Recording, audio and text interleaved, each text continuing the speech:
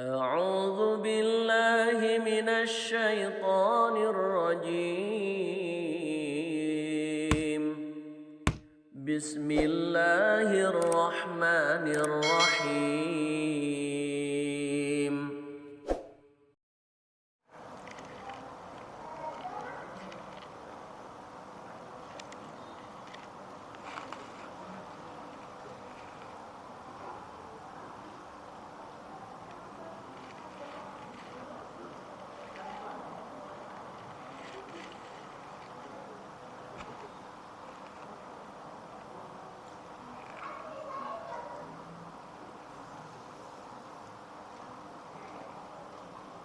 Assalamualaikum warahmatullahi wabarakatuh. Bismillahirrahmanirrahim. Innal hamdalillah nahmaduhu wa nasta'inuhu wa nastaghfiruh wa na'udzu billahi min shururi anfusina wa sayyiati a'malina man yahdihillahu fala mudilla lahu wa man yudlilhu fala hadiya lahu wa asyhadu an la ilaha illallah wahdahu la syarika lahu wa asyhadu anna Muhammadan abduhu wa rasuluh thumma amma ba'd. Jemaah sekalian, ikhwah dan juga akhwat yang insyaallah dirahmati oleh Allah Subhanahu wa taala.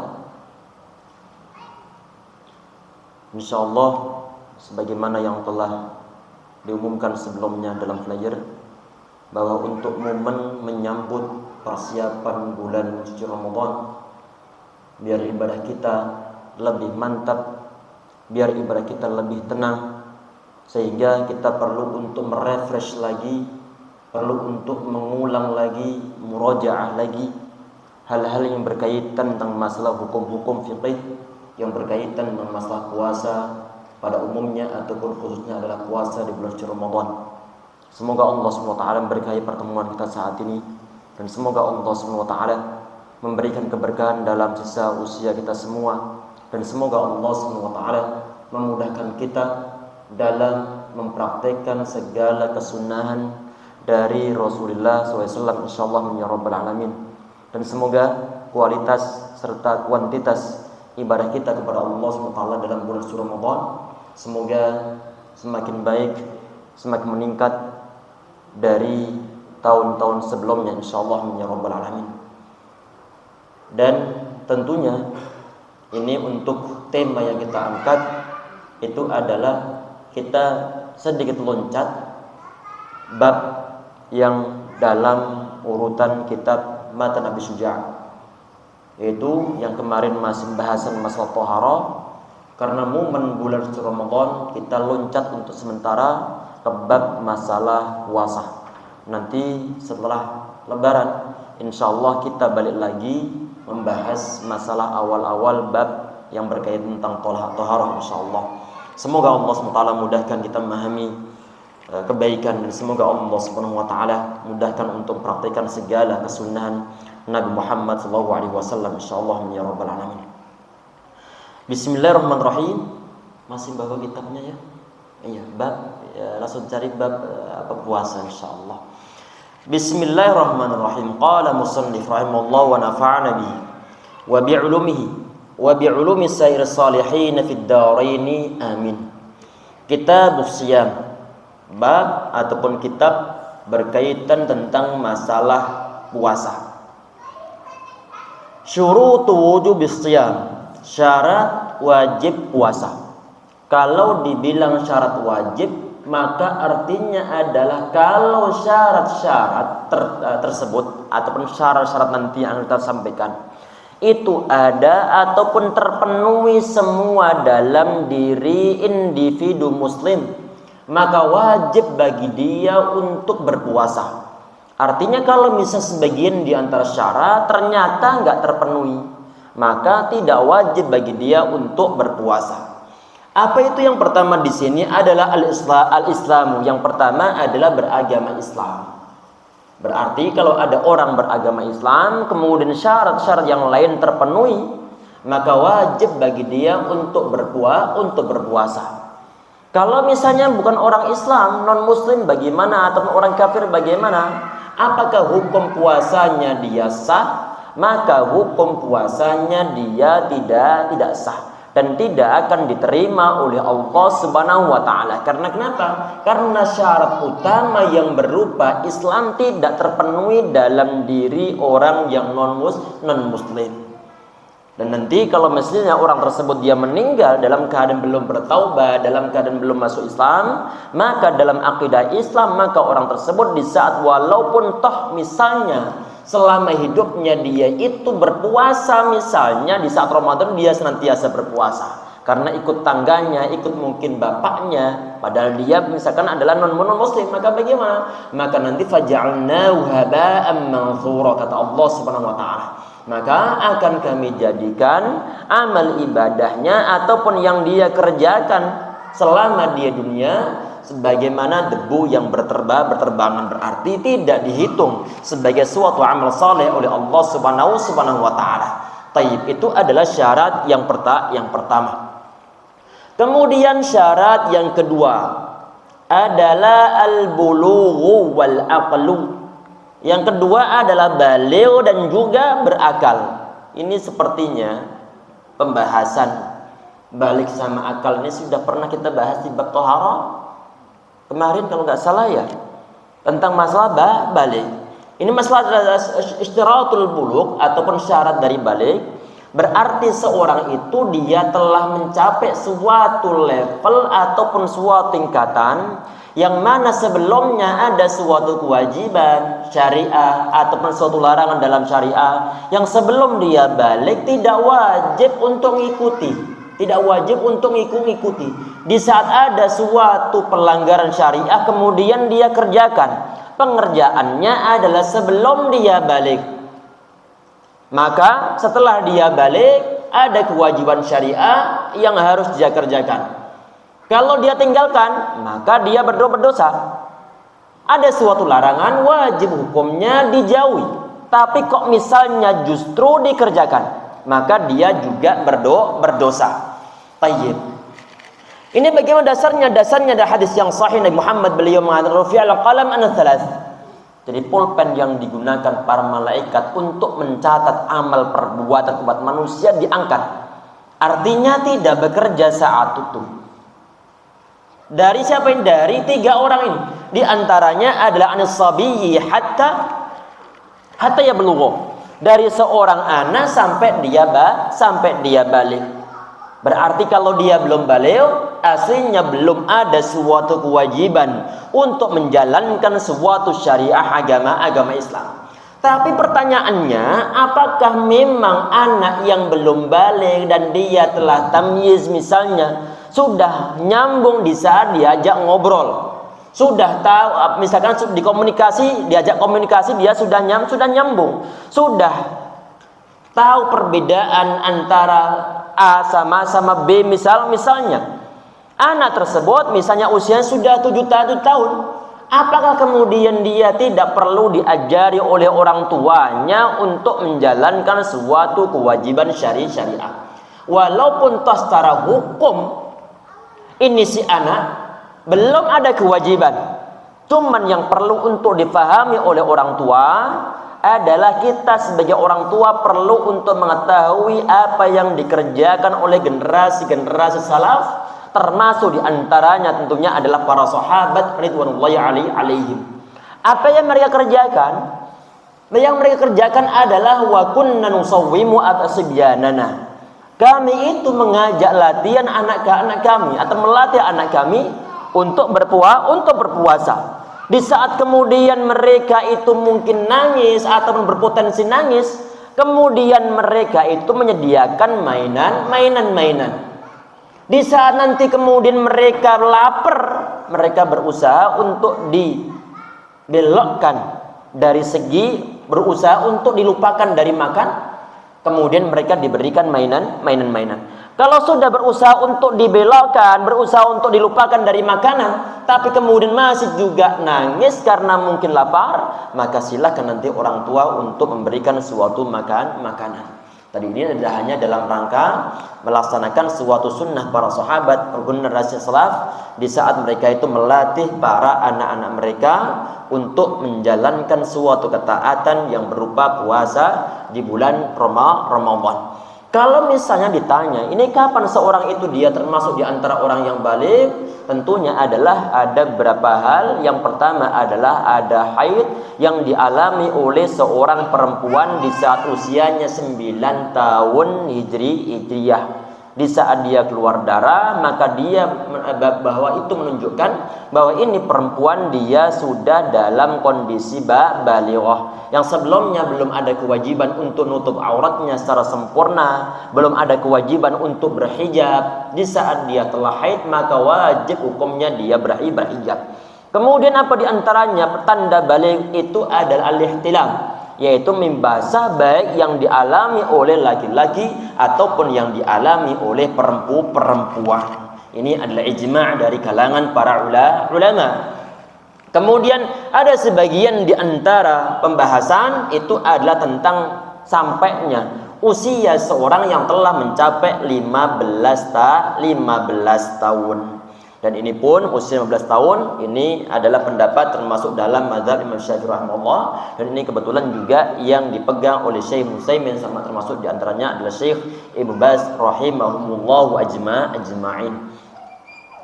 Kemudian poin berikutnya, kalau misalnya ini si anak dia itu di pertengahan bulan Ramadan, ada anak yang dia sudah akil balik, sudah mau balik, tapi dia belum balik. Cuma tahu-tahu kemudian di pertengahan bulan Ramadan dia mimpi basah. Pertanyaannya, apakah ada kewajiban bagi ini si anak untuk mengqadha puasa di bulan Ramadan tahun tersebut yang dia tidak mempuasainya, misalnya? Maka di sini para ulama mengatakan bahwa tidak ada kewajiban bagi anak tersebut untuk mengqadha puasa. Ini adalah muttafaq ataupun ittifaq, kesepakatan para ulama madhab 4. Karena kenapa? Karena sebelum dia balik, walaupun misalnya telah berlalu puasa Ramadan 28 hari, dia baliknya adalah di saat di saat Ramadannya adalah di hari yang ke-29, maka tidak wajib bagi dia untuk mengqadha hal-hal yang lalu. Karena kenapa? Memang kondisinya untuk masa-masa sebelum dia balik belum ada suatu kewajiban. Taib, kalau misalnya ini si anak dia baliknya adalah di pertengahan hari, siang-siang dia mimpi basah. Pertanyaannya, apakah dia itu nanti di sisa setengah hari tersebut, apakah dia perlu untuk tidak makan sama minum? Di sini ada perbedaan pendapat dari kalangan para ulama. Dianjurkan termasuk dalam mazhab Syafi'i, Imam Syafi'i, termasuk ini yang dipilih oleh Syekh Ibnu Taimiyah, termasuk Syekh Utsaimin rahimahullah, adalah dianjurkan untuk menahan diri dari makan sama minum sampai kapan? Sampai nanti berbuka puasa. Tentunya ini adalah kalau misalnya itu si anak sebelumnya dia nggak berpuasa. Kalau misalnya berpuasa, maka bukan bahasan kita saat ini karena dia sudah berpuasa dari pagi, sehingga tinggal melanjutkan saja. Tayyib. Kemudian yang poin berikutnya adalah wal aqlu. Di samping tadi itu balik dan dia juga berakal. Kalau misalnya dia gila, maka di masa-masa gilanya tersebut dia tidak wajib hukumnya untuk berpuasa. Karena kenapa? Karena orang gila ataupun mungkin orang yang semisal mereka yang kehilangan kesadarannya, maka tidak wajib hukumnya bagi mereka untuk berpuasa. Tidak wajib. Kemudian yang poin terakhir dalam bab tersebut itu adalah wal qudratu ala shaum. Dia mampu berpuasa. Artinya kalau ada orang walaupun toh dia itu orang Islam, walaupun toh dia itu akil berakal, walaupun toh dia itu telah mencapai level balik, cuman masalahnya di saat dia mau berpuasa fisiknya itu nggak ngedukung, Karena mungkin usianya sudah 90 tahun ke atas. Sudah 90 tahun ke atas. Kesadaran dia masih ada. Dan dia juga masih berakal tentunya. Kemudian dia orang Islam. Cuma untuk poin yang terakhir ini dia nggak mampu karena lemahnya bukan main. Maka bagaimana? Maka dalam keadaan begitu ini orang dia tidak wajib untuk berpuasa. Karena kenapa? Adamul qudrah. Karena dia itu tidak mampu untuk berpuasa. Maka nanti bagaimana dalam keadaan orang yang telah sepuh semacam itu? Maka nanti dia tidak wajib untuk berpuasa, tidak wajib untuk mengqadhain, berarti tinggal bayar fidyah saja. Tinggal bayar fidyah saja. Tayyib. Kalau misalnya orang sakit, dia itu nggak mampu untuk puasa, maka di sini para ulama membagi menjadi dua bagian. Apa itu yang pertama? Adalah dilihat dari kondisi sakitnya itu sendiri. Di saat misalnya ada potensi sakitnya akan sembuh, maka dia nggak boleh untuk sekedar bayar fidyah. Dia boleh untuk tidak berpuasa, tetapi fa'iddatum min ayyamin ukhar. Wajib hukumnya bagi dia untuk mengqadha puasanya setelah nanti dia sembuh. Itu kalau memang sakitnya ada potensi kesembuhan. Dia boleh untuk tidak berpuasa semasa dia sakit, tetapi setelah nanti dia sembuh, wajib hukumnya untuk mengqadha puasanya. Itu kondisi yang pertama. Kondisi yang kedua adalah kalau memang sakitnya, misalnya menurut dokter ini si fulan dia sakitnya parahnya bukan main, kondisi fisiknya sangat lemah, sehingga ini nggak akan ada sembuh-sembuhnya orang ini. Sudah divonis oleh dokter begitu. Karena dia yang lebih mengetahui tentang walaupun masalah usia seorang itu nggak ada yang mengetahuinya. Cuman kadang-kadang hal semacam ini bisa dijadikan pegangan oleh dalam hukum syariat agama Islam. Di saat misalnya ahli kedokteran mengatakan ini si fulan dia dalam kondisi lemah dan kemungkinan dia nggak akan sembuh lagi, berarti nggak ada peluang kesembuhan. Walaupun kadang-kadang dibuka peluang oleh Allah Subhanahu wa taala. Tetapi dalam hukum syariat di sini di saat nanti sudah ada ahli dari kedokteran ataupun ahli tentang masalah kesehatan, dia mengatakan si fulan dia ini nggak akan sembuh, sakitnya parah begini dan dia lemah tubuh fisiknya, maka bagaimana? Maka diperbolehkan bagi dia untuk tidak berpuasa dan boleh bagi dia untuk membayar fidyah sebagai gantinya, berarti tanpa perlu untuk mengqadha. Bagaimana mungkin mengqadha? Karena dia sudah divonis bahwa dia kemungkinan akan meninggal, sehingga untuk keadaan yang kedua ini diperlakukan sebagaimana orang yang sangat sepuh tadi itu. Tayyib. Kemudian yang berikutnya kita perhatikan faraidus shaumi. Ini fardu puasa. Fardu puasa ataupun hal-hal yang diwajibkan di dalam puasa ataupun di saat berpuasa. Yang pertama adalah niat. Niat berarti ada suatu rencana, ada suatu tekad untuk melaksanakan suatu ibadah kepada Allah Subhanahu wa taala. Menyengaja untuk melaksanakannya. Sehingga untuk ibadah-ibadah semacam ini diwajibkan disertai dengan adanya niat. Dan ini adalah kesepakatan semua ulama. Kan dasarnya adalah innamal a'malu binniyat. Tayyib. Pertanyaannya berikutnya adalah bagaimanakah hukumnya memperbarui suatu niat khususnya untuk puasa di bulan Ramadan. Di sini ada perbedaan pendapat dari kalangan para ulama. Kita bicara dulu dalam mazhab Imam Syafi'i rahimahullah. Disyaratkan dalam mazhab Imam Syafi'i rahimahullah untuk memperbarui niat setiap harinya.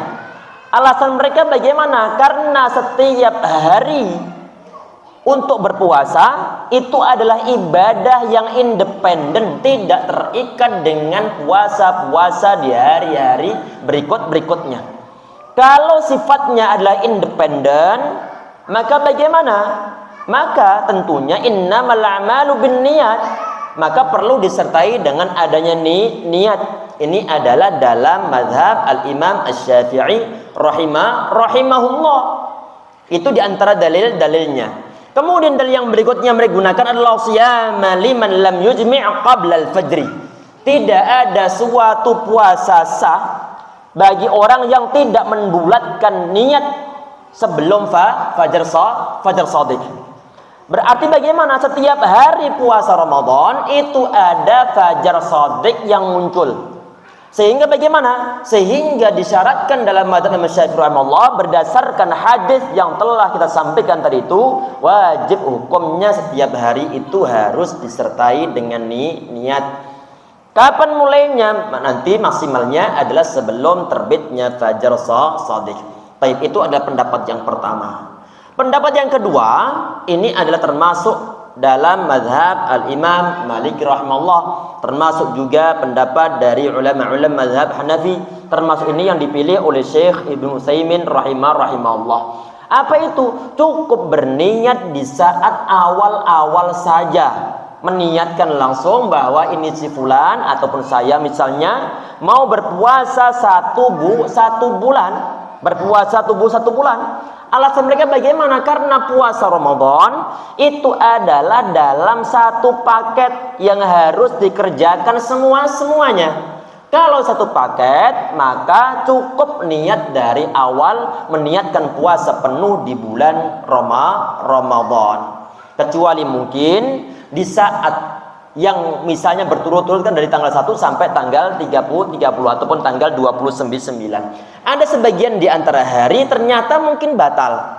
Mungkin batal karena suatu uzur. Berarti tabu'nya ataupun berurutannya telah terpisahkan dengan adanya pembatal puasa. Maka bagaimana? Maka dia perlu untuk mengulang niatnya lagi setelah batal puasnya tadi itu. Jelas insyaallah ya. Ini perbedaan pendapat yang pertama sama pendapat yang kedua. Tayyib. Yang perlu untuk dibahas di saat kita itu membahas masalah niat, ini adalah tentang tadi itu yang kita sebutkan tentang tabyutun niyah, tentang meniatkan puasa di saat sebelum fajar. Niatkan puasa sebelum fajar ini adalah batas maksimalnya. Yang penting di saat nanti habis ataupun di saat fajar shadiq telah muncul, maka dalam hati kita memang sudah berniat untuk berpuasa di hari tersebut. Tayyib. Kalau ini puasanya adalah puasa nazar ataupun puasanya adalah puasa Ramadan ataupun puasanya adalah puasa untuk mengqadha puasa sebelumnya ataupun puasanya adalah untuk puasa yang membayar kafarat, maka wajib hukumnya berniat puasa sebelum fajar. Enggak boleh setelah fajar. Tetapi kalau misalnya puasanya adalah puasa sunnah, maka diperbolehkan meniatkan puasanya walaupun toh telah lewat fajar shadiq, walaupun toh misalnya jam 7 ataupun jam 8 ataupun misalnya sebelum matahari tergelincir. Ada suatu hadis yang sahih. Suatu saat Nabi Muhammad SAW beliau nanya kepada Aisyah radhiyallahu anha, hal indakum syai', apakah kalian punya sesuatu yang bisa untuk dimakan? Kemudian dijawab, kami enggak ada sesuatu insyaallah. Nggak ada sarapan. Kemudian Nabi Muhammad SAW beliau mengatakan, idzan inni shaim. Kalau gitu ana berpuasa. Tayyib. Nabi Muhammad SAW beliau meniatkan puasanya adalah bukan di saat terbit fajar ataupun sebelum terbit fajar, enggak. Tetapi adalah setelah itu, mungkin setelah sholat subuh jam 7 ataupun jam 8. Karena beliau nanya masalah makanan saat itu. Dan ternyata Nabi Muhammad SAW walaupun toh awal-awal beliau tidak berniat untuk puasa, tetapi setelah dijawab oleh Aisyah radhiyallahu anha tidak ada suatu makanan yang bisa untuk dimakan, Nabi Muhammad beliau meniatkan puasa. Dan kata para ulama, ini puasanya adalah puasa sunnah. Puasanya adalah puasa sunnah. Tetapi jangan sampai lupa dengan adanya satu catatan, dan nggak boleh satu catatan ini dilanggar. Apa itu? Sebelumnya nggak boleh untuk mengkonsumsi apa-apa. Bagaimana maksudnya? Jangan sampai kemudian di saat dia jam 9 dia nanya ke istrinya, Ada sarapan enggak? Enggak ada sarapan. Kemudian dia bilang, kalau gitu anak puasa. Dia bilang anak puasa, habis sholat subuh aslinya dia telah meminum kopi, telah ngopi terlebih dahulu. Kalau ngopi terlebih dahulu setelah sholat subuh, otomatis ini orang dia telah mengerjakan sesuatu yang batalkan puasa. Batalkan puasa. Maka bagaimana? Maka tidak ada celah bagi orang tersebut untuk meniatkan puasanya setelah melewati fajar shadiq, karena dia telah memakan sesuatu. Kalau misalnya sebelumnya nggak makan sesuatu apapun juga, dari pagi misalnya sampai matahari tergelincir, ini ada perbedaan pendapat dari kalangan para ulama. Batas maksimal untuk bisa meniatkan puasanya itu sampai kapan? Sebagian di antara ulama membatasi sampai matahari tergelincir ke arah barat. Sebagian di antara ulama yang lainnya mereka mengatakan bahwa asalkan nanti matahari belum terbenam, asalkan dari awal terbit fajar sampai matahari terbenam tersebut dia belum makan sesuatu, maka boleh untuk meniatkan puasa sunnah. Tayyib. Pertanyaannya yang berikutnya adalah, kalau misalnya tadi itu ada orang dia jam 10 dia baru berniat puasa sunnah. Pertanyaannya adalah, apakah dia itu mendapatkan pahala full 1 hari total puasa, ataukah dia itu mendapatkan pahala pasca niat? Ini kalau dalam mazhab Syafi'i rahimahullah, termasuk di antara ulama yang mengatakan bahwa orang ini mendapatkan pahala full. Karena kenapa? Karena puasa itu adalah satu paket yang berupa 1 hari. Sehingga kalau setengah hari saja dianggap sah, maka sebelum dia berniat berpuasa juga dianggap satu paket. Ini adalah mazhab yang dalam Imam Syafi'i rahimahullah. Sedangkan sebagian di antara mazhab, termasuk ini yang dipegang oleh Syekh Ibnu Utsaimin rahimahullah, adalah orang ini dia mendapatkan pahala pasca dia meniatkan berpuasa. Kok bisa begitu? Bagaimana? Karena Muhammad bin Matan likulli imri'in ma nawa. Setiap umat manusia ataupun setiap individu, dia itu mendapatkan pahala apa yang dia niatkan. Kalau dia berniat puasa di saat jam 10, otomatis yang sebelum jam 10 dia belum meniatkan puasa. Bagaimana mungkin dia mendapatkan suatu pahala? Ini arah pendalilan dari kelompok yang kedua tadi itu. Tayyib. Kemudian yang dibahas pula oleh para ulama adalah at-talaffuz bin niyah. Melafatkan suatu niat. Perhatikan, berniat sama melafatkan niat adalah pembahasan yang berlainan. Niat hukumnya wajib, tetapi untuk melafazkan niat ini para ulama berbeda pendapat. Dalam mazhab Asy-Syafi'i rahimahullah, ini mereka mengatakan bahwa dianjurkan untuk melafazkan niat biar lafaz tersebut membantu hati untuk lebih ingat. Ini dalam mazhab Imam Syafi'i rahimahullah. Sedangkan dalam sebagian di antara mazhab mengatakan, termasuk mazhab Imam Malik rahimahullah, tidak dianjurkan. Bahkan dalam mazhab Imam Abu Hanifah rahimahullah, hukumnya adalah bid'ah. Ini dalam mazhab mereka. Tayyib. Kemudian yang poin berikutnya adalah ma yuftiru. Sebentar, faraidus shaum tadi sudah. Kemudian al-imsak anil akli wasyurbi wal jima'i wa ta'ammudil qai'i. Ini yang berikutnya adalah menahan diri dari makan dan juga minum. Menahan diri dari makan dan juga minum. Nanti untuk apa? Untuk poin ini dan juga masalah jima, termasuk nanti ta'ammudul qai', itu nanti akan kita bahas di bab yang di bawahnya. Kita satukan pembahasannya, karena al-imsak wal akli wal syurbi wal jima' ini masuk di antara kewajiban dalam berpuasa, yaitu menahan diri dari makan sama minum. Sehingga ini nanti kita kaitkan pembahasannya dengan hal-hal yang membatalkan puasa yang berupa makan sama minum. Kita satu pembahasannya. Termasuk di sini adalah wal jima', yaitu menahan diri untuk tidak berhubungan intim. Ini nanti kita kaitkan bahasan dengan pembatal puasa yang berupa berhubungan intim. Kemudian wa ta'ammudul qai berarti nyengaja muntah.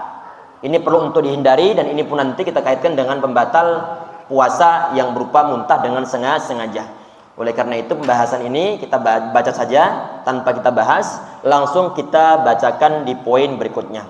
Ma yuftiru bihi shaimu, hal-hal yang batalkan puasa. Hal-hal yang batalkan puasa di sini adalah walladzi yuftiru bihi shaimu 'asharatu asya'a. Hal yang batalkan puasa ada 10 macam.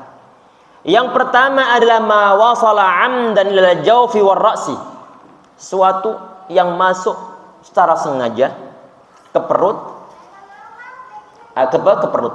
Tentunya melalui lubang yang ada. Kumur-kumur, kemudian sampai sebagian di antara airnya masuk ke dalam perut. Ataupun misalnya ada sebagian di antara hal yang dilaksanakan kemudian masuk ke dalam perut, maka itu hukumnya adalah batalkan puasa. Kalau itu dilaksanakan secara sengaja, maka batal puasanya. Walaupun toh kata para ulama adalah sebesar biji simsim atau biji wijen, masuk ke tenggorokan kemudian masuk ke dalam perut. Kalau dilakukan dengan sengaja, maka hukum puasanya adalah batal. Tetapi yang perlu diketahui di sini ini adalah hal yang membatalkan puasa di sini ini kalau nanti memenuhi 3 syarat. Yang pertama adalah dia mengetahui hukumnya, yang kedua adalah dia itu ingat kalau dia sedang berpuasa, sedangkan yang ketiga adalah tidak ada suatu unsur paksaan. Artinya kalau ada orang dia itu memang jauh dari kajian, sehingga dia nggak mengetahui suatu hukum dalam berpuasa. Sehingga bagaimana kalau misalnya ini orang dia ngikut suatu pendapat bahwa bekam itu adalah membatalkan puasa, misalkan saja. Itu menurut sebagian di antara ulama, tapi jumhur ulama mengatakan bahwa bekam itu tidak membatalkan puasa. Karena Muhammad SAW beliau pernah bekam, sedangkan beliau sedang berpuasa. Tayyib. Rata-rata ulama mengatakan bahwa bekam tidak batalkan puasa. Kalau misalnya ini orang dia ngikut suatu pendapat bahwa bekam itu membatalkan puasa, misalkan saja, dan dia berpekam di saat Ramadan, maka bagaimana? Kalau memang dia itu tidak mengetahui hukumnya, maka puasanya dia tidak batal. Karena dia nggak mengetahui. Termasuk diantaranya yang disebut para ulama itu adalah kalau ketidaktahuannya itu adalah berupa misalnya ini terjadi zaman Nabi Muhammad SAW. Ini diriwayatkan oleh Aisyah, oleh Asma binti Abu Bakar As-Siddiq radhiyallahu anhu. Hadisnya adalah hadis yang sahih. Suatu saat ini langit lagi mendung. Belum ada timer, belum ada jam, belum ada pengeras suara. Sehingga di saat ada muazin pun dia nggak mengetahui apakah ini sudah buka puasa, waktu buka puasa ataukah belum. Tapi menurut perkiraan mereka ini sudah waktu buka puasa. Langit mendung, nggak kelihatan mataharinya. Dikira ini sudah waktu buka puasa. Akhirnya kemudian sebagian di antara mereka berbuka puasa. Habis berbuka puasa, mendungnya hilang. Ternyata matahari muncul kembali. Matahari kelihatan kembali.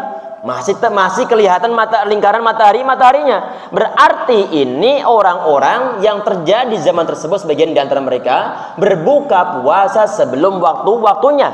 Maka bagaimana? Berhubung mereka nggak mengetahui, walaupun toh realitanya mereka telah berbuka puasa, maka Nabi Muhammad SAW beliau tidak nyuruh mereka semuanya untuk mengqadha puasa. Karena kenapa? Faktornya nggak mengetahui. Tayyib. Kemudian di antara poin yang perlu dibahas itu adalah masalah ingat. Jadi orang yang melaksanakan suatu pembatal puasa, kalau dia itu bisa dianggap batal puasanya kalau memang dia itu ingat sedang puasa.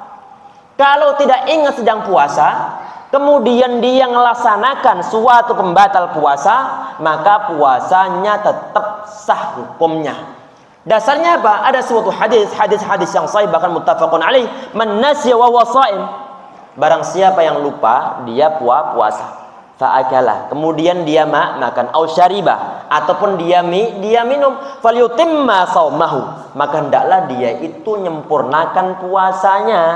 Kenapa kok disuruh menyempurnakan puasanya? Karena Allah SWT sedang memberikan suatu jamuan untuk orang tersebut, berarti dengan bonus oleh Allah SWT.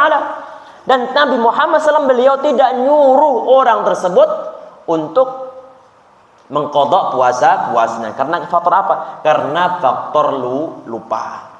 Ini adalah yang dipegang oleh jumhur mayoritas ulama. Termasuk diantaranya adalah tadi itu, yang pertama adalah dia mengetahui hukumnya, kemudian yang kedua adalah dia ingat sedang berpuasa, sedangkan yang ketiga adalah tidak ada suatu unsur keterpaksaan. Terpaksa di sini maksudnya adalah keterpaksaan yang sampai nanti menyebabkan mungkin dia akan dibunuh ataupun mungkin akan dipotong sebagian di antara anggota tubuhnya. Berarti bukan semua keterpaksaan kemudian dianggap bisa untuk melegalisir pelanggaran suatu syariah. Tayyib. Kemudian yang di poin berikutnya, wal huknatu fi ahadis sabilain. Ini memasukkan suatu obat dari dua jalur, masuk obat ke dalam salah satu di antara dua jalur, yaitu bagian kubul ataupun bagian dubur-duburnya. Kalau kubul berarti kemaluan yang belakang, kalau kubul berarti kemaluan yang bagian depan. Kalau dubur bagian belakang, kubul bagian depan.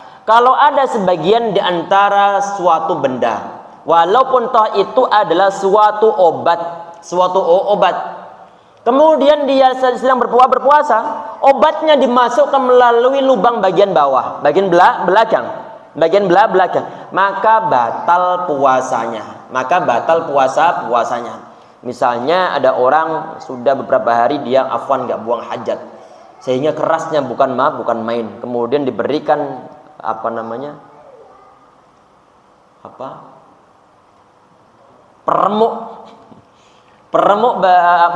kotoran.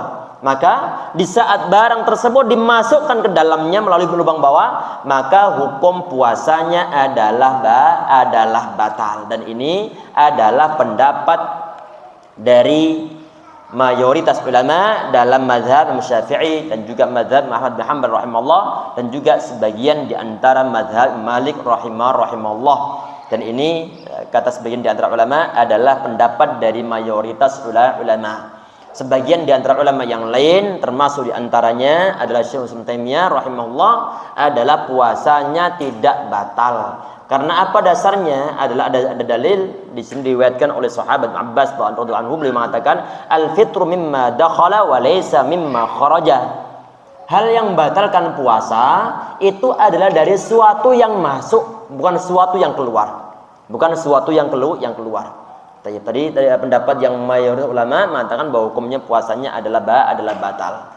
Tentunya kita pilihannya adalah pengen dalam keadaan berhati-hati. Berarti di sini dalam hal ini adalah pendapat jumhur ulama itu adalah yang paling berhati-hati dalam masalah hal ini. Taib, Allahu a'lam. Kemudian berarti diusahakan kalau seandainya terpaksa untuk masuk sesuatu, silakan dimasukkan di saat malam hari. Biar nanti kita tidak dipusingkan dengan adanya hukum apakah membatalkan puasa ataukah tidak membatalkan puasa. Kemudian di poin berikutnya wal qai'u amdan, yaitu muntah dengan sengaja. Berarti kalau muntahnya tidak sengaja maka nggak jadi masalah. Ada orang dia sudah berusaha untuk tidak muntah, tidak memuntah, tapi kalau Allah masyafa'al dia berusaha untuk nahan diri, tapi dia nggak bisa untuk nahan karena mungkin dia sakit atau yang lain sebagainya. Dia terpaksa muntah, maka dalam keadaan begitu dia puasanya tidak batal, nggak batal.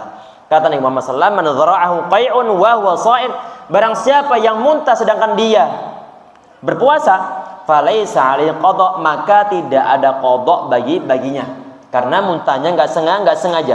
Wa istaqa'a, kalau misalnya muntahnya dia itu dimuntah-muntahkan, aslinya nggak pengen muntah tapi dimuntah-muntahkan, Maka bagaimana? Maka falyaqdi, maka hendaklah dia itu mengqadha puasanya. Berarti di saat Nabi Muhammad beliau nyuruh untuk mengqadha, otomatis hukum puasa bagi orang yang sengaja muntah dianggap sebagai batal puasanya. Oleh karena itu disuruh untuk mengqadha. Apakah perlu untuk membayar suatu kafarat dari pelanggaran yang berupa muntah dengan sengaja? Kata para ulama, tidak ada suatu pembayaran kafarat dalam masalah hal ini, karena memang tidak ada dalilnya. Yang perlu untuk membayar kafarat itu adalah di saat suami istri melaksanakan suatu hubungan intim. Yang perlu dibahas di sini ini pula adalah kalau misalnya ini kadang-kadang kita itu habis makan ataupun di saat lagi sujud, lagi sholat, lagi sujud, tahu-tahu kemudian ada sebagian di antara cairan dari perut ini balik keluar tenggorokan sampai ke mulut kita. Namanya bahasa Indonesianya apa itu? Gumoh untuk anak kecil, untuk orang dewasa. Seperti gumoh modelnya, tapi Allah alam bahasa Indonesianya. Tapi untuk anak kecil namanya gumoh. Jadi yang sudah masuk ke dalam perut, keluar lagi, walaupun toh cuma sekedar cairan. Apakah itu membatalkan puasa? Ataupun misalnya darah di gusi kita ini keluar, apakah itu membatalkan puasa? Kata para ulama, itu tidak membatalkan puasa selama nggak balik lagi ke tenggorokan. Kalau sudah balik lagi ke tenggorokan, otomatis ada barang yang di luar masuk ke dalam al-jauf, sehingga itu membatalkan puasa. Tetapi kalau sekedar mungkin di mulut, maka tidak membatalkan puasa. Tinggal nanti dilepehkan. Tahu dilepeh? Pokoknya dikeluarkan dari mulutnya. Tayyib. Kemudian yang kelima adalah wal wat'u amdan, yaitu berhubungan intim secara sengaja fil farji, dalam farji, berarti afwan, kemaluan laki-laki dimasukkan ke dalam semuanya, ke dalam kemaluan perempuan. Ini yang disebut sebagai al wat'u ataupun yang disebut sebagai ilajul hasyafah. Ini kalau dilaksanakan secara sengaja, maka hukum puasanya adalah batal. Dan itu kalau memang dilaksanakan secara sengaja, hukum puasanya batal. Tapi kalau misalnya kok qadarullah masyafa'al, kalau misalnya dia lupa. Ini sesuatu yang sangat langka ini. Siang-siang Ramadan kemudian dia berhubungan intim dengan istrinya. Kemudian kok berhubungan intim? Ya saya lupa. Lah, ini sesuatu yang sangat langka. Lupa berjamaah dengan istrinya itu sesuatu yang sangat langka. Kalau mungkin suami dia lupa, tapi kadang-kadang istrinya ingat, atau istrinya lupa, kadang-kadang suaminya dia ingat. Sehingga bagaimana? Kalau seandainya memang benar-benar lupa, seandainya ya walaupun toh sangat langka, maka bagaimana kalau misalnya dua-duanya suami istri tersebut benar-benar lupa, misalnya nggak ingat kalau hari tersebut itu adalah Ramadan dan siang harinya, maka bagaimana? Maka puasanya tidaklah batal. Ini hadisnya apa? Hadis yang sahih. Ini termasuk di Hasan wa Syekh Albani rahimahullah, termasuk disahihkan oleh Syekh Utsaimin rahimahullah. Tadi itu yang hadis yang telah kita sampai man aftara, barang siapa yang melaksanakan suatu pembatal puasa fi syahr Ramadan, di dalam bulan Ramadan, nasian, dia lupa, fala qada alaihi wala kafarata, maka tidak ada qada baginya dan juga tidak ada kafarat bagi orang tersebut. Di saat dibilang aftara, berarti orang ini melaksanakan suatu pembatal puasa. Kalau pembatal puasa, hubungan suami istri termasuk di antara hal yang membatalkan puasa. Kalau misalnya benar-benar lupa, terlepas dari masalah langka atau enggak langkanya, maka bagaimana? Maka tidak batal puasanya dan tidak ada kewajiban untuk bayar kafarat. Kalau ngelupa bagaimana? Ya urusan akhirat. Tayyib. Kemudian kalau seandainya memang ada orang yang sengaja sekarang, tadi itu yang lupa nih. Kalau seandainya sengaja, maka bagaimana? Maka sebagaimana kisah yang sangat masyhur dalam suatu hadis tentang seorang laki-laki yang dia mengatakan, "Halaktu ya Rasulullah, Aku telah celaka ya Rasulullah karena aku telah berhubungan dengan istri di nahar Ramadan, di saat siang hari bulan Ramadan. Kemudian Nabi Muhammad SAW beliau nyuruh, hal tajidu ma tu'tik, apakah engkau mendapat sesuatu yang bisa untuk engkau merdekakan? Apakah ente punya budak untuk dimerdekakan? Dijawab, enggak punya budak. Laki-laki ini disuruh untuk antasuma syahraini mutabi'in, disuruh untuk berpuasa 2 bulan berturut-turut. Ini laki-laki ini tentunya dia berat. Untuk yang 1 bulan ternyata sudah terjadi suatu pelanggaran syariah. Apalagi kalau sampai 2 bulan secara berturut-turut. Akhirnya bagaimana? Akhirnya Nabi Muhammad SAW beliau nyuruh untuk memberikan suatu fakir miskin, makan fakir miskin sebanyak 60 orang. Ini adalah konsekuensi yang perlu ditanggung oleh orang yang melanggar tentang masalah berhubungan intim di saat siang hari bulan Ramadan. Apakah juga perempuannya perlu untuk mengqadha puasanya, perlu untuk membayar kafarat juga? Tentunya iya. Ini adalah pendapat dari mayoritas para ulama, termasuk dalam mazhab Syafi'i, termasuk Maliki, termasuk Hambali. Ini adalah mayoritas pendapat ulama. Karena kenapa? Karena ini perempuan, dia itu melaksanakan suatu pelanggaran syariah sebagaimana suaminya. Sehingga di saat suami itu dia mendapatkan kewajiban untuk bayar kafarat, maka istrinya pun sama. Karena mereka kerjasama, bukan satu pihak saja. Tayyib. Pertanyaan berikutnya, kalau misalnya perbuatan tersebut dikerjakan 1 hari cuma beberapa ronde.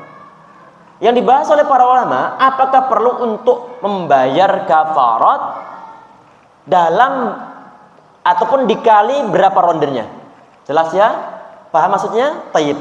Ini kalau dalam mazhab ataupun menurut jumhur ulama, termasuk ini yang dipegang oleh Syekh Utsaimin rahimahullah, adalah cukup membayar kafarat 1 kali saja.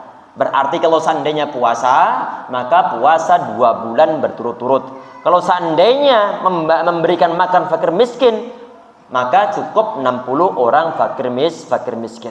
Sebagian di antara ulama yang lainnya adalah perlu untuk berkali-kali sebanyak pelanggaran tersebut walaupun toh di hari yang sama. Taib. Ini alasan ulama pendapat yang pertama bagaimana? Alasan mereka adalah di saat orang itu melaksanakan suatu pelanggaran syariah yang berupa berhubungan intim dengan suami istri.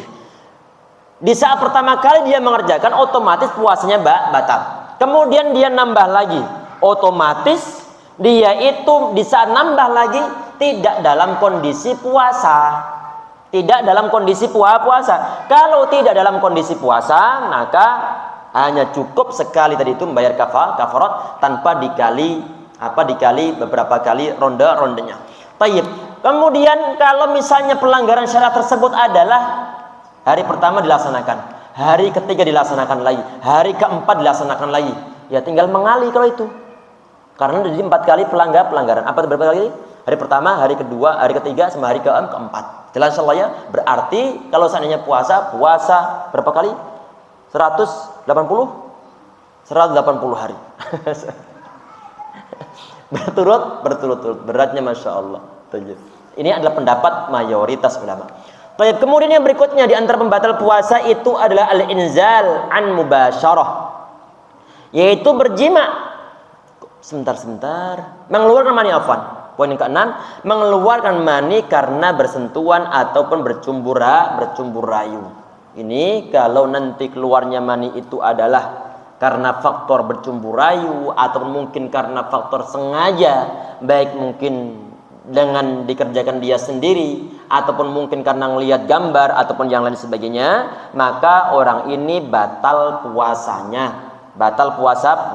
Terlepas dari masalah misalnya dia mengerjakan menggunakan dia kerjakan sendiri. Terlepas dari masalah hukum tersebut, maka orang tersebut puasanya itu batal. Tetapi kalau misalnya keluar maninya adalah karena faktor mungkin basah, maka tidak batal puasanya. Karena kenapa? Karena orang itu dia tidak punya kemampuan untuk mengendalikan mimpinya. Nggak ada suatu kemampuan. Sehingga bagaimana di saat dia mimpi basah, maka dia tidak ada melaksanakan suatu hal membatalkan puasanya. Tayyib.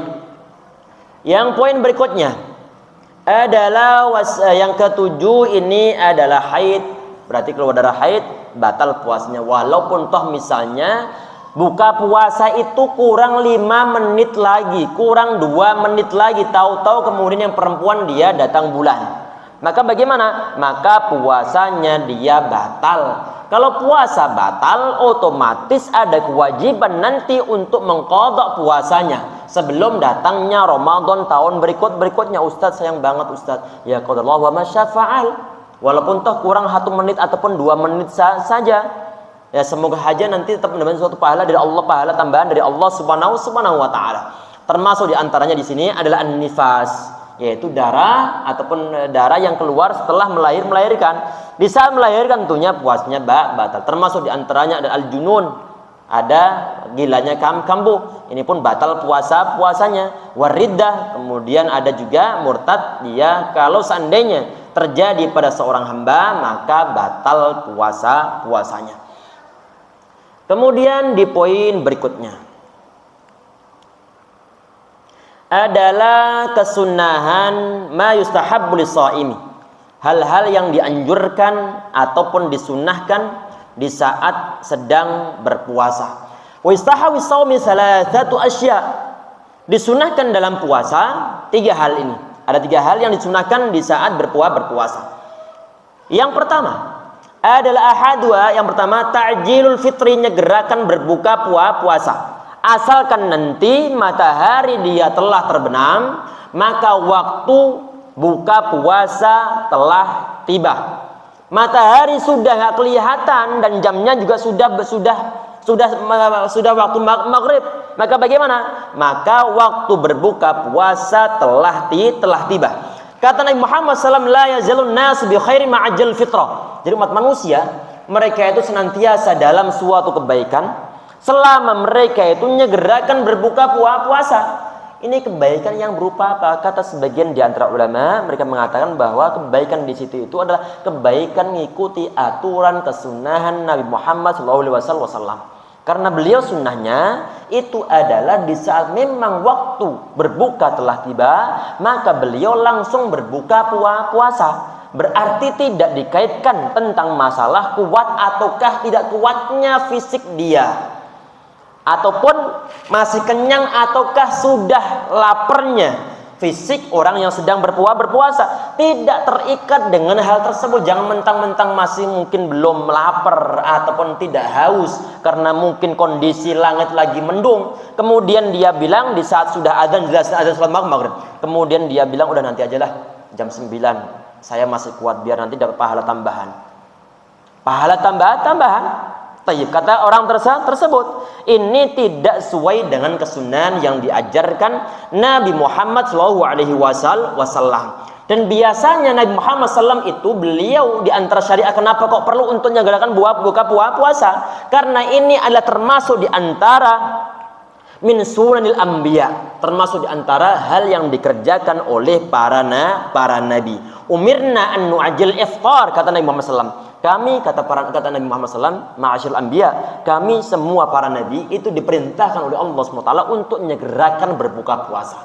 Berarti bagaimana? Berarti berbuka puasa segera itu adalah termasuk di antara kesunahan para nabi secara umumnya dan juga kesunahan Nabi Muhammad SAW secara khususnya.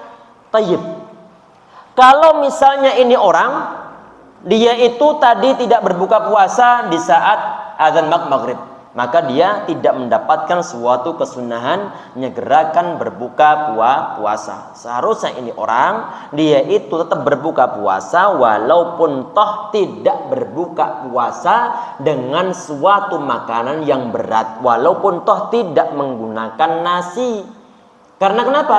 Nabi Muhammad SAW sebagian di antara hadis beliau bahwa beliau itu mengatakan di sebagian di antara hadisnya tentang masalah buka puasa di sini ini adalah fa'il lam yajid tamron. Ini Nabi Muhammad beliau nyuruh untuk berbuka puasa ini. Beliau nyuruh untuk menggunakan tamar. Kalau tamar itu enggak ada, maka falma, maka dia itu bisa untuk menggunakan air. Di saat orang itu dia negok seteguk air, maka puasanya dia telah terbatalkan, ataupun afwan, puasanya dia telah terselesaikan secara sempurna. Karena kenapa? Karena dia itu menjalankan kesunahan Nabi Muhammad SAW untuk membatalkan puasanya ataupun untuk berbuka puasa di saat waktu buka puasa telah tiba, walaupun toh mungkin cuman sekedar satu teguk air, walaupun toh mungkin satu biji bakwan, walaupun toh mungkin satu biji kurma, maka kesunahan telah dia dapatkan. Tayyib. Yang perlu untuk dibahas di sini ya ikhwas sekalian, di antara kesunahan Nabi Muhammad SAW itu beliau adalah belum melaksanakan sholat maghrib qabla ayyusalliyah. Sebelum beliau itu berbuka, yuftir ala rutabat qabla ayyusalliyah. Nabi Muhammad SAW itu beliau berbuka puasa dan menggunakan rutab sebelum beliau sholat maghrib. Berarti Nabi Muhammad SAW yang beliau contohkan adalah membatalkan puasa, artinya berbuka puasa terlebih dahulu, baru kemudian melaksanakan sholat maghrib, walaupun toh tadi itu hanya menggunakan seteguk air. Karena sebagian di antara riwayat beliau, fa illam takun hasawatin min ma, kalau misalnya kurma kok nggak didapatkan, kurma nggak ada, maka bisa meminum seteguk air. Maka itu bisa untuk mewakili melaksanakan suatu kesunahan Nabi Muhammad SAW yang menyegerakan berbuka puasa. Tapi perlu diingat di ikhwas sekalian, tadi itu menyegerakan adalah kalau memang waktunya telah buka puasa, ataupun misalnya azan sholat maghrib telah dikumandangkan, bukan jam 5 sudah buka puasa, setengah 5 sudah buka puasa. Saat ditanya, mas kok sudah makan? Iya, ana menyegerakan berbuka puasa. Maka bagaimana? Berarti puasnya dia batal. Kenapa batal? Karena memang setengah 5 ataupun jam 5 belumlah waktunya untuk berbuka puasa. Sehingga perlu untuk diperhatikan dari sisi apakah matahari tetap terbenam ataukah tidak. Di Indonesia biasanya kalau sudah ada azan maghrib, yang mana mereka ataupun rata-rata ataupun mungkin sebagian besar para muadzin, mereka itu mengumandangkan azan maghrib bukan melihat secara langsung matahari, tetapi menggunakan timer ataupun kalender. Kalau misalnya ini Ustadz Anas sebagai seorang muadzin, ini apa yang perlu untuk Anda kerjakan? Batalkan puasa terlebih dahulu, berbuka puasa terlebih dahulu. Silakan minum, habis minum kemudian dia mengumandangkan azan, minum cuma sebentar. Jangan sampai dia minumnya ataupun mungkin buka puasanya satu piring baru kemudian azan, kasihan nanti kaum muslimin yang lain tentunya.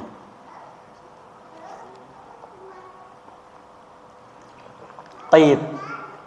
Kemudian yang berikutnya adalah kapan kita membaca doa ataupun mungkin ucapan bismillah ataupun zabat dhama wa tallatil uruq wa thabatal ajru insyaallah.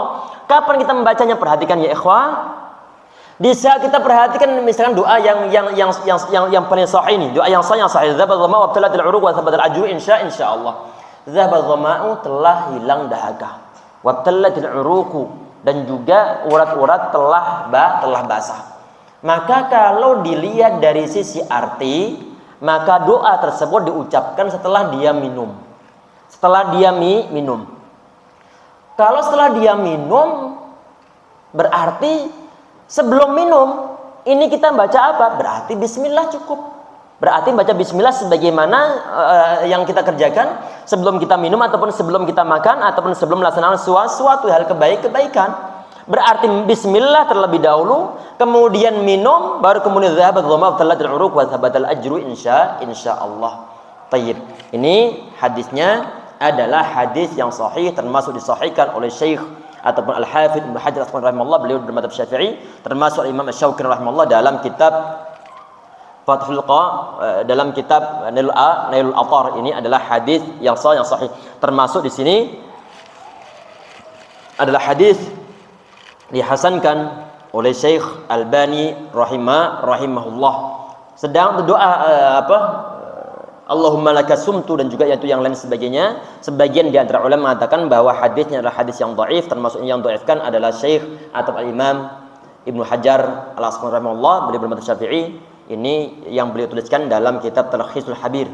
kitab Talkhis Habir, termasuk juga didhaifkan oleh Syekh Albani rahimahullah, walaupun tak sebagian di antara ulama, termasuk ulama kontemporer, di antaranya adalah Syekh Syu'aib Al-Arnaud mengatakan bahwa hadis ini dikuatkan oleh riwayat sebagian di antara riwayat yang lainnya. Cuma yang paling sahih tadi itu adalah zabal dhama'u wa btallatil uruq wa thabatal ajru insyaallah. Kemudian yang perlu untuk dibahas di sini ini adalah tentang masalah kesunahan yang kedua.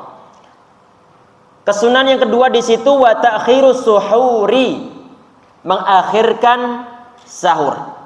Mengakhirkan sahur. Berarti sahurnya diakhirkan. Ini afwan, ini sinyal ana lambat ini.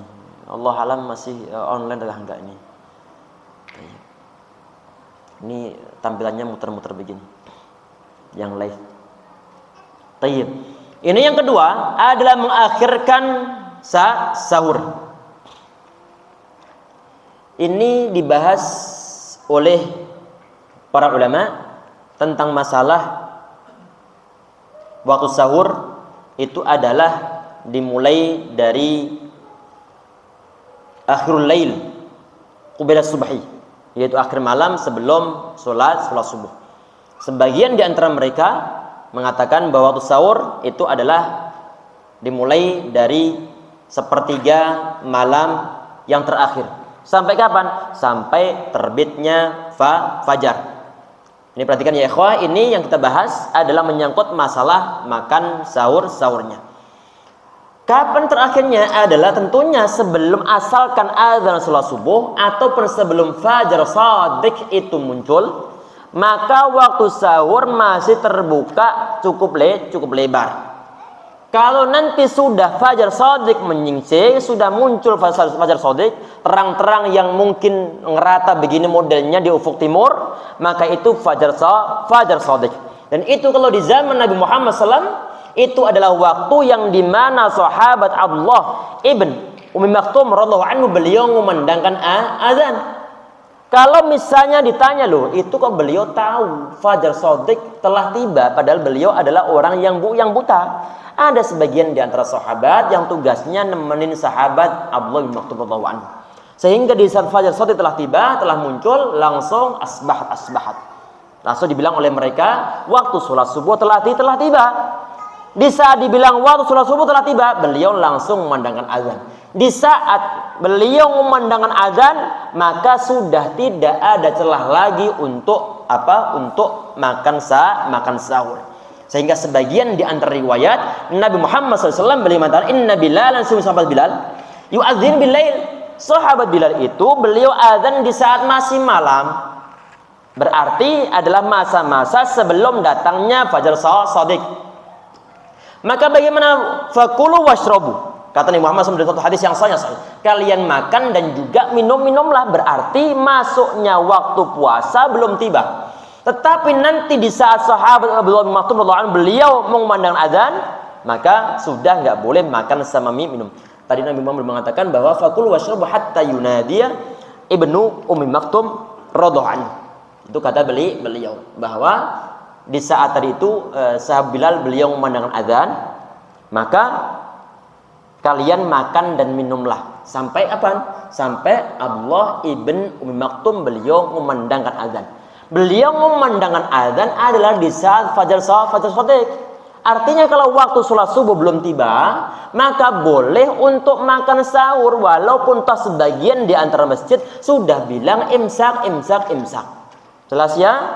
Ini kemungkinan ada ditempuh oleh mungkin kiai-kiai ataupun mungkin ulama-ulama kita zaman dahulu adalah dalam rangka untuk antisipasi, bukan untuk memberikan suatu batasan cut nggak boleh makan lagi, tetapi adalah untuk antisipasi. Hati-hati loh, sebentar lagi adzan sholat subuh, kalian hentikan. Tapi aslinya adalah makan sahur diperbolehkan asalkan adzan sholat subuh belum dikumandangkan. Tayyib. Kemudian di poin berikutnya adalah tentunya dibahas oleh para ulama pula adalah keutamaan makan sahur. Sebagian di antara riwayat Nabi Muhammad SAW beliau mengatakan bahwa tasahharu fa inna fis sahuri barakah. Kama qala alaihi wasallam. Kalian sahurlah. Karena sahur itu terdapat suatu keberkahan. Afwan, sebelumnya Anda belum pernah bahas masalah puasa di sini? Belum? Kok sepertinya pernah dibahas belum ya masalah itu. Jadi sahur ada keberkahan. Keberkahan artinya kata sebagian di antara ulama adalah ziyadatul khair fi kulli syai'. Tambahnya suatu kebaikan dalam segala hal. Itu disebut sebagai suatu keberkahan. Berarti di saat ada sebagian di antara muslim dia itu berusaha melaksanakan suatu kesunahan yang berupa makan sahur, maka potensi kebaikan dibuka lebar-lebarnya oleh Allah SWT terhadap muslim tersebut yang dia berusaha untuk menjalankan makan sahur. Mungkin apa di antara bentuknya? Adalah mungkin dalam sehari tersebut dia itu tugas-tugasnya diberikan kemudahan oleh Allah, ataupun di saat hari tersebut PR ataupun mungkin kendala-kendala yang selama ini dia hadapi kemudian bisa terhilangkan, ataupun di antara keberkahan tersebut adalah kita dimudahkan untuk berbuat suatu amal saleh dalam hari yang dimana kita mulai puasa kita dengan adanya makan sahur. Dimudahkan qabliyah ba'diyah, dimudahkan untuk tahiyatul masjid, dimudahkan untuk sholat duha, dimudahkan untuk sholat sunnah wudu, dimudahkan untuk hal yang lain sebagainya. Karena kenapa? Karena mungkin di antara sebabnya adalah ada keberkahan dalam makan sahur kita yang kita kerjakan di saat awal puasa. Tentunya ini adalah di antara pertimbangan kita ini adalah untuk tetap makan sahur, walaupun toh mungkin sebagian di antara orang untuk makan pagi, makan sahur itu beratnya bukan main. Karena kenapa? Wong hawanya hawa-hawa ngantuk, ngantuk, sehingga makan itu nggak selera. Sebagian di antara orang lahapnya bukan main, gak ada beda antara di saat dia buka puasa sama di saat dia makan sahur. Satu piring penuh dia habis dan cukup lahap mulutnya makannya. Sebagian di antara orang untuk satu sendok aja beratnya bukan main. Karena kenapa? Berat tidurnya. Kalau kondisi kita termasuk orang yang dalam kategori yang kedua, maka bagaimana? Maka minimal adalah hasawatin minal ma'. Cukup seteguk air sudah dapat mendapatkan suatu fadilah keutamaan makan sahur. Nabi Muhammad SAW beliau pun pernah untuk yajra'u ahadukum jur'atan minal ma'. Itu yang beliau perintahkan, yaitu walaupun tak mungkin sekedar untuk negok seteguk air sudah sangat cukup untuk mendapatkan suatu nilai kesunahan. Sehingga kalau misalnya anak kita ada yang susah untuk diajak makan sahur, ingatkan minimal untuk sekedar minum. Syukur-syukur kalau seandainya dia mau untuk makan kurma, maka itu suatu kesunahan yang lain lagi. Kemudian di poin berikutnya adalah watarkul hujri minal kalam, meninggalkan kata-kata kotor. Ini adalah di antara hal yang disunahkan ataupun dianjurkan. Perhatikan ya ikhwah, kalau misalnya ada orang di saat dia berpuasa, kemudian ucapan yang dia ucapkan itu adalah kata-kata kotor, ataupun mungkin dia menghibah, ataupun mungkin dia berdusta. Tayyib. Ini kalau kita lihat dari sisi masalah puasanya, maka puasanya tetap sah hukumnya. Cuman bagaimana? Cuman kamin shaimin laisa lahu min siyami ilal ju' wal 'atash. Banyak orang yang berpuasa, dia yang mana puasanya ini tidak ada apapun yang dia dapatkan kecuali rasa haus dan juga rasa dahaga ataupun rasa lapar. Karena kenapa? Karena dia itu puasanya hanya sekedar tidak makan sama minum, sedangkan masalah ghibah masih dia laksanakan. Tentunya hukumnya haram. Hukumnya haram ghibah, menggunjing orang lain, membicarakan keburukan orang lain. Yang mana poin pembahasan yang dibahas dalam pembicaraan tersebut, kalau seandainya didengar oleh orang yang kita bicara, niscaya dia nggak senang, termasuk di antara ghibah. Itu walaupun toh misalnya puasanya tetap sah hukumnya, cuman pahalanya, dia nggak mendapatkan suatu pahala apa-apa. Berarti bagaimana? Berarti sangat sayang sekali. Belum lagi tentang masalah dosa yang diberikan oleh Allah terhadap orang ini. Berdosa, misalnya dia berdusta, tahu-tahu kemudian dustanya menyebabkan kerugian terhadap orang lain, tautalan di akhirat. Jelas insyaallah ya. Sehingga hal ini perlu untuk dihindari. Alhamdulillah selesai pembahasan tentang masalah puasa secara umumnya dan juga secara singkatnya. Semoga bisa menambah wawasan kita semua insyaallah. Dan sebelum ditutup, barangkali ada pertanyaan yang ingin ditanyakan, silakan. Barangkali ada.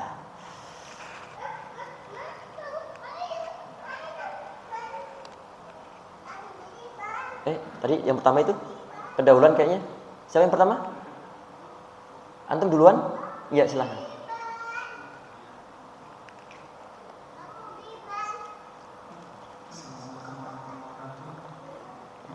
Assalamualaikum warahmatullahi wabarakatuh.